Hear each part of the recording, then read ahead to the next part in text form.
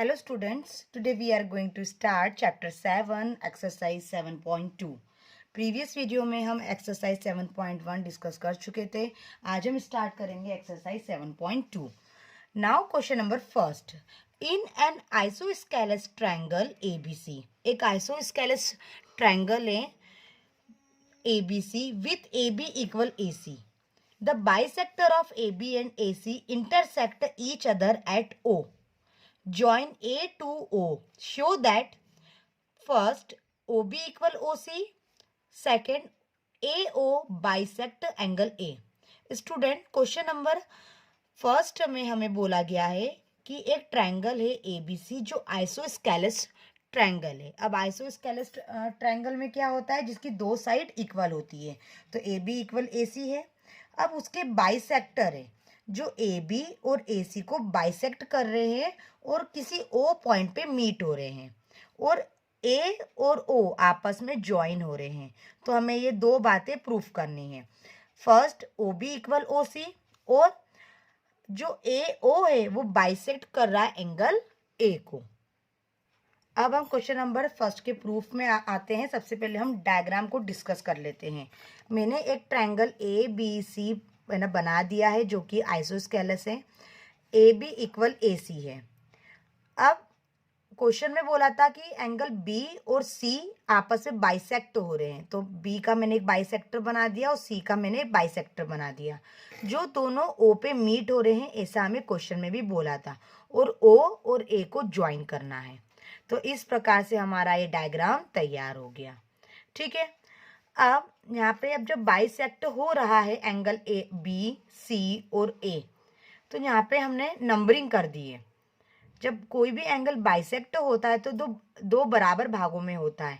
तो एंगल 1 2 3 4 5 6 इस प्रकार से हमने नेमिंग कर दी है. तो गिवन में हमें जो जो बोला था वो हमने लिख दिया. गिवन में कहा था AB इक्वल AC. क्वेश्चन में हमें बोला गया था कि AB इक्वल AC है और ये भी कहा था कि B और C बाइसेक्ट हो रहे हैं. अब बाइसेक्ट हो रहे हैं मीन्स दो बराबर भाग में हो रहे हैं. तो हम लिख सकते हैं एंगल 1 इक्वल है एंगल 2 के, एंगल 3 है एंगल 4 के. वो हमने लिख दिया. अब हमें प्रूफ करना था OB equal OC. OB equal OC तो वो भी हमने लिख दिया. और हमें ये भी सेकंड पॉइंट में बोला गया था कि प्रूफ करो कि एंगल AB बाइसेक्ट हो रहा है. अब बाइसेक्ट हो रहा है मीन्स दो बराबर भाग में है ना बाइसेक्ट हो रहा है. तो 5 और 6 हमको आपस में इक्वल प्रूफ करने हैं. अब हम प्रूफ करना स्टार्ट करते हैं. थोड़ा मैंने सिस्टमेटिक वे में लिखा है इसलिए मैं आपको पहले से लिख लिया है और उसके बाद मैं आपको एक्सप्लेन करूंगी क्योंकि थ्योरम को प्रूफ करने का एक सिस्टमेटिक वे होता है. ओके. सबसे पहले हमने ट्रायंगल ABC में देखा. ओके. अब पहले हम पूरे होल ट्रायंगल में देखेंगे. ट्रायंगल ABC में AB इक्वल AC है. ठीक है. अब जब AB इक्वल AC है तो इनके दो एंगल भी आपस में बराबर होंगे. AB के सामने वाला एंगल है AC और AC के सामने वाला एंगल है B. तो आइसोस्केलस ट्रायंगल में जब दो साइड आपस में इक्वल होती है तो कोई भी दो एंगल आपस में इक्वल होते हैं. तो हम लिख सकते हैं AB इक्वल AC और angle B equal angle C. अब B और C दोनों आपस में बाइसेक्ट हो रहे हैं मतलब आधे आधे भाग में डिवाइड हो रहे हैं. तो हमने 1/2 है ना लगा दिया है. अब एंगल B बाइसेक्ट होगा तो या तो एंगल 1 मिलेगा और एंगल 2 मिलेगा. दोनों मिलेंगे हमको. तो हम एंगल 1 लिख सकते हैं एंगल B की प्लेस पे और एंगल C की प्लेस पे 3 लिख सकते हैं. 1 इक्वल है 3 के और 2 भी मिल सकता है 4 भी मिल सकता है. तो एंगल 2 इक्वल है एंगल 4 के. अगर एंगल 1 को अगर हम एंगल B को डिवाइड करेंगे तो हमें 1 और 2 मिलेगा और एंगल C को हम डिवाइड करेंगे तो 3 और 4 मिलेगा. तो हम लिख सकते हैं एंगल 1 इक्वल एंगल 3 और एंगल 2 इक्वल 4. ओके. अब हमको प्रूफ करना है कि OB इक्वल OC है. तो हम इस ट्रायंगल में देखेंगे. ओके. इस ट्रायंगल में हम देखेंगे तो हमें मिल गया है एंगल 2 इक्वल एंगल 4 है. ठीक है. जब किसी ट्रायंगल की दो साइड आपस में इक्वल होती है तो उनके अपोजिट एंगल भी इक्वल होते हैं. तो OB के सामने वाला एंगल कौन सा है 4 और OC के सामने वाला एंगल कौन सा है 2। जब ये दोनों आपस में इक्वल है तो एंगल 2 और एंगल 4 भी इक्वल होंगे। ठीक है ना। तो हमारा फर्स्ट पॉइंट प्रूफ हो गया है कि एंगल 2 और एंगल 4 आपस में इक्वल हैं, तो OB और OC भी आपस में इक्वल होंगे। ओके, तो ये फर्स्ट पॉइंट हमारा प्रूफ हो गया। सेकंड पे आते हैं कि हमें प्रूफ करना है कि एंगल जो ये है ए, ये भी बाइसेक्ट हो रहा है। तो हम ABO ये वाला ट्रायंगल ले लेंगे। ओके, आपको दिख रहा होगा डायग्राम में अच्छे से कि हम ABO ACO ये वाला ट्रायंगल ले लेंगे। ओके, तो इसमें हमें पहले से क्या क्या प्रूफ हो चुका है। AB इक्वल AC पहले प्रूफ हो चुका है। OB OC आपस में इक्वल प्रूफ हो चुके हैं। एंगल 1 और एंगल 3 भी आपस में इक्वल प्रूफ हो चुके हैं। तो हम बोल सकते हैं कि साइड एंगल साइड से ये दोनों ट्रायंगल आपस में कैसे हैं, कॉन्ग्रुएंट है।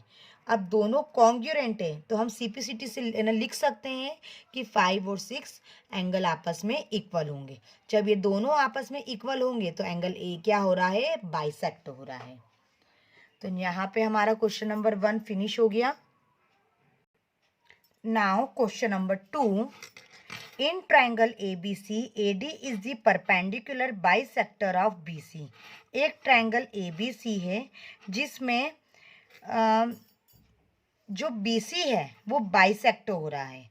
किससे, AD पे। जो AD है वो BC पे क्या है, परपेंडिकुलर है। मींस BC बाइसेक्ट हो रहा है दो बराबर पार्ट में।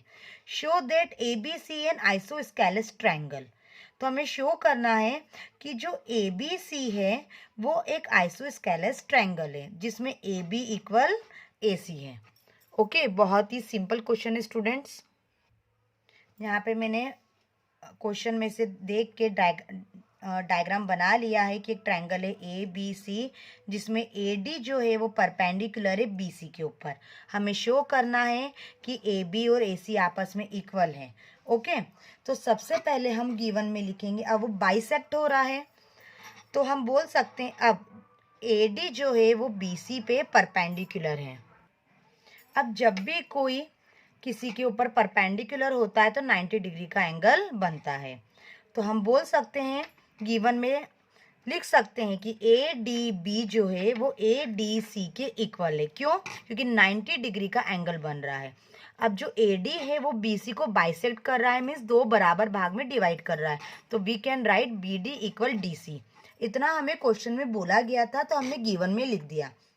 प्रूफ करना है AB इक्वल AC, तो हमने वो 2 प्रूफ में लिख दिया।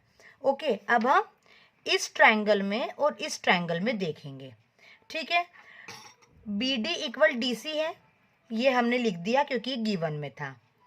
ADB ADC दोनों 90 डिग्री के एंगल है, ये भी हमें क्वेश्चन में बोला गया था, वो हमने लिख दिया, रीजन डाल दिया गिवन। AD इक्वल है AD, दोनों ट्रायंगल की AD जो साइड है वो कॉमन है। ठीक है, तो हमने AD इक्वल AD लिख दिया। 3 चीजें हो गई, साइड एंगल साइड। तो इससे क्या हुआ, ये ट्रायंगल और ये ट्रायंगल आपस में क्या हो गया, कॉन्ग्रुएंट हो गए। तो we can write AB equal AC। Reason डालेंगे CPCT, corresponding parts of congruent triangle, कि अगर दो ट्रायंगल आपस में कॉन्ग्रुएंट हो गए तो उसका कोई सा भी पार्ट, साइड हो या एंगल हो, इक्वल हो सकता है। तो जब ये दोनों ट्रायंगल आपस में कॉन्ग्रुएंट हो गए तो AB इक्वल AC। तो यहाँ हमारा क्वेश्चन नंबर 2 प्रूफ हो गया है। Now question number 3, ABC is an isosceles triangle in which altitudes BE and CF are drawn to equal side AC and AB respectively. Show that these altitudes are equal. Student, question number 3 में हमें बोला गया है कि एक triangle है ABC जिसके altitude है CF और BE। ठीक है, तो ये हमें प्रूफ करना है कि ये दोनों जो एल्टीट्यूड्स है वो आपस में इक्वल है, मतलब BE और CF दोनों आपस में इक्वल है। जबकि हमें बोला है कि ट्रायंगल ABC जो है वो आइसोस्केलेस ट्रायंगल है, AB इक्वल AC है। ओके, स्टूडेंट क्वेश्चन नंबर 3 बहुत ही इजी है। गिवन में हमें क्या क्या बोल के रखा है पहले वो हम देख लेते हैं। क्वेश्चन में हमें बोला था कि एक ट्रायंगल ए बी सी है जो आइसोस्केलेस ट्रायंगल है जिसमें ए बी और ए सी आपस में इक्वल है, तो गिवन में हमने लिख दिया। और सी एफ और बी ई ये एल्टीट्यूड से, अब एल्टीट्यूड से मीन्स 90 डिग्री का एंगल बनाते हैं, तो हम लिख सकते हैं कि एंगल ई और एंगल एफ दोनों 90 डिग्री के हैं, लिख दिया। प्रूफ करना है कि ये जो दोनों एल्टीट्यूड्स हैं ये आपस में इक्वल है, तो हमने वो टू प्रूफ में लिख दिया।